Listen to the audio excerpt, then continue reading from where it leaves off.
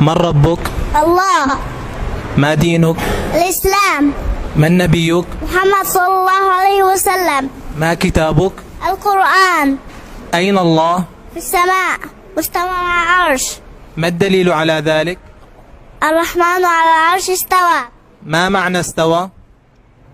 أي على وارتفع. ما أعظم عبادة؟ التوحيد. ما معنى التوحيد؟ لا إله إفراد الله بالعبادة. ما أعظم معصية؟ الشرك. ما هو الشرك؟ عبادة غير الله مع الله. ما هي كلمة التوحيد؟ لا إله إلا الله. ما معنى لا إله إلا الله؟ لا معبود بحق إلا الله. لماذا خلقنا الله؟ نعبده وحده لا شريك له. كم عدد أركان الإسلام؟ 5. ما هي؟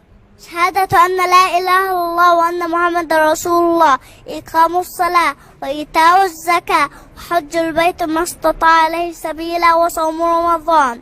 هل لله أسماء وصفات؟ نعم. هل أسماء الله وصفاته تشبه أسماءنا وصفاتنا؟ لا. ما الدليل على ذلك؟ ليس كمثله شيء وهو السميع البصير.